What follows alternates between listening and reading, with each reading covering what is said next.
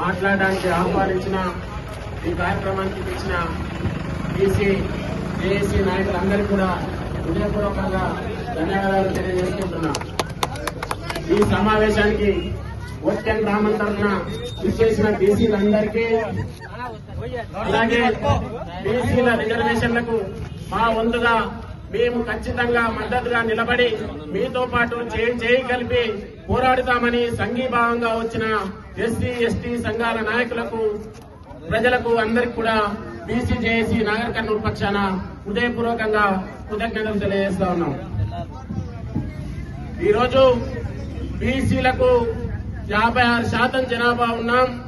మాకు అందులో 42% రిజర్వేషన్లు ఇవ్వడానికి రాష్ట్ర ప్రభుత్వం ఒక నిర్ణయం తీసుకున్నది. ఆ నిర్ణయాన్ని కోర్టుల్లో కొట్టివేస్తున్నారని చెప్పేసి, రాష్ట్రపతి ఆమోదించలేదని చెప్పేసి, గవర్నర్ దగ్గర ఫైల్ పెండింగ్ ఉందని చెప్పేసి, కేవలం కేంద్ర ప్రభుత్వం నుంచి వచ్చే 3,000 కోట్ల రూపాయలు మేము నష్టపోతున్నాం. కాబట్టి ఆ డబ్బులను మేము నష్టపోకుండా 3 కోట్ల మంది బీసీల ఆత్మగౌరవం, వాళ్ళు ప్రజాప్రతినిధులుగా ఎన్నిక కావడానికి అడ్డం పడుతున్నప్పటికీ కూడా ఈ రిజర్వేషన్ లేకుంటే అయినా సరే 3,000 కోట్లే ముఖ్యం, 3 కోట్ల మంది బీసీల ఆత్మగౌరవం ముఖ్యం కాదని రాష్ట్ర ప్రభుత్వం భావిస్తూ ఎలక్షన్లకు ముందుకెళ్తామని ప్రకటిస్తా ఉంది. ఇది ఎంతవరకు న్యాయం? బీసీలం 56% ఉన్నాం. మా 56% రిజర్వేషన్లు మాకు ఇవ్వమని మేము ఏ రోజు అడగలే. అందరూ 42% అడిగినాం. జనాభా తమాషా ప్రకారం అంటే మేము ఇవ్వలేరు. 42% వచ్చింటే సరే ఎంతో కొంత వస్తుందని మేము అప్పటికి కూడా సంతృప్తి పడి మేము ఒప్పుకున్నాం. మీ జనాభా కన్నా 8% లేని ఓసీలకు 10% ఈడబ్ల్యూఎస్ రిజర్వేషన్ తీసుకుంటున్నారే, మా జనాభా తమాషా కన్నా తక్కువ రిజర్వేషన్ అడిగితే కూడా మీకు ఇవ్వడానికి మనసు ఒప్పట్లేదు. మరి ఇప్పుడు స్వయంగా ఎలక్షన్లు పెడతామని ప్రభుత్వం డిక్లేర్ చేసింది.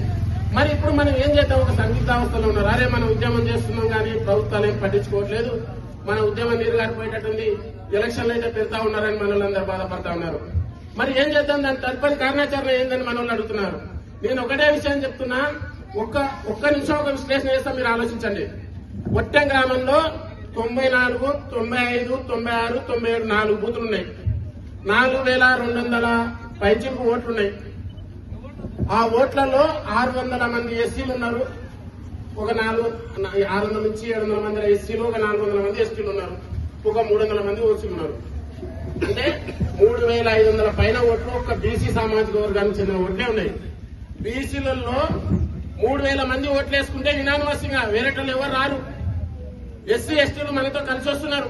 వాళ్ళు కలుపుకుంటే 4,000 పైచిలకు ఓట్లు మనవే ఒట్టెం గ్రామంలోనే.